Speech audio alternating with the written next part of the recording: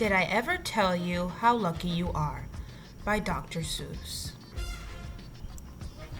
When I was quite young and quite small for my size, I met an old man in the desert of Dries, and he sang me a song I will never forget. At least, well, I haven't forgotten it yet. He sat in a terribly prickly place, but he sang with a sunny, sweet smile on his face. When you think things are bad, when you feel sour and blue, when you start to get mad, you should do what I do. Just tell yourself, Dougie, you're really quite lucky. Some people are much more, oh ever so much more, oh muchly much more unlucky than you. Be glad you don't work for the Bungle Bridge that they're building across Boober Bay at Bum Ridge. It's a troublesome world, all the people who are in it are troubled with troubles almost every minute. You ought to be thankful a whole heaping lot for the places and people you're lucky you're not. Just suppose, for example, you lived in Gazette and got caught in that traffic on Zate Highway 8. Or suppose, just for instance, you lived in Gazaire with your bedroom up here and your bathroom up there.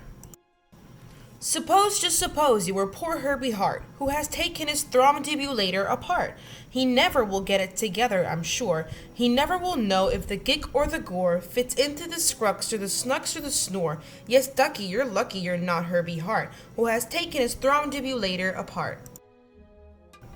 Think they work you too hard? Think of poor Allie Sard. He has to mow grass in his uncle's backyard, and it's quick-growing grass, and it grows as he mows it. The faster he mows it, the faster he grows it, and all that his stingy old uncle will pay for his shoving that mower around in that hay is the piffless pay of 2 duklas a day, and Allie can't live on such piffless pay, so he has to paint flagpoles on Sundays and grooves. How lucky you are you don't live in his shoes. And poor Mr. Bix every morning at 6. Poor Mr. Bix has his borfin to fix. It doesn't seem fair, it just doesn't seem right. But his borfin just seems to go schlump every night. It schlumps in a heap, sadly needing repair. Bix figures it's due to the local night air. It takes him all day to unschlump it, and then the night air comes back and it schlumps it once again. So don't you feel blue, don't get down in the dumps. You're lucky you don't have a borfin that schlumps. And while we are at it, consider the schlots, the crumple-horn, web-footed, green-bearded schlots, whose tail is entailed with unsolvable knots. If he isn't muchly more worse off than you, I'll eat my umbrella. That's just what I'll do. And you're lucky indeed you don't ride on a camel. To ride on a camel, you sit on a whammel. A whammel, you know, is a sort of a saddle, held on by a button that's known as a faddle. And boy, if your old whammel faddle gets loose, I'm telling you, Ducky, you're gone like a goose. And poor Mr. Potter, T-crosser, I-daughter, he has to cross T's and he has to dot I's in an I&T factory out in Van Nuys. Oh, the jobs people work at out west near Hotch Hotch. There's a Hotch Hotcher bee watcher. His job is to watch. Is to keep both his eyes on the lazy town bee. A bee that is watched will work harder, you see. Well, he watched and he watched, but in spite of his watch, that bee didn't work any harder, not much. So then somebody said, our old bee watching man just isn't bee watching as hard as he can. He ought to be watched by another Hotch Hotcher. That thing that we need is a bee watcher. The bee watcher watched the bee watcher. He didn't watch well, so another Hotch Hotcher had to come in as a watcher.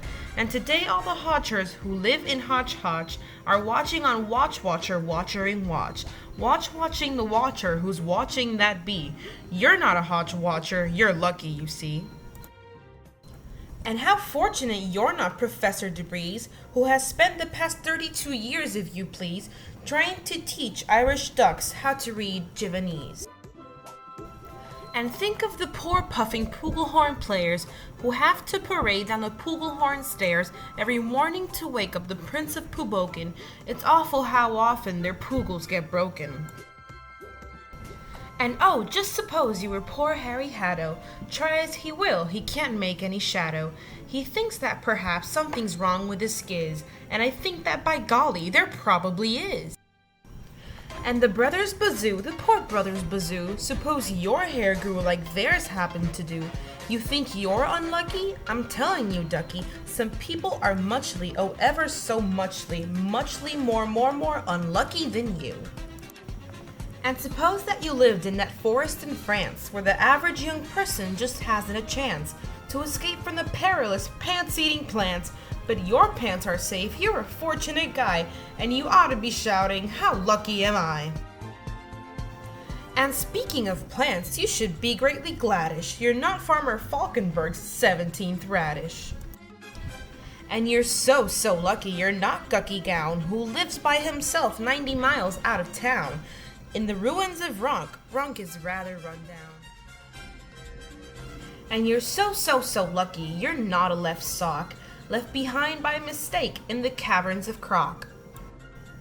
Thank goodness for all of the things you are not. Thank goodness you're not something someone forgot, and left all alone in some punkerish place, like a rusty tin coat hanger hanging in space.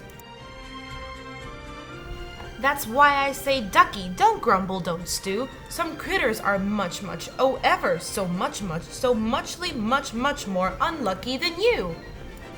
That's why I say, ducky, don't grumble, don't stew. Some critters are much, oh ever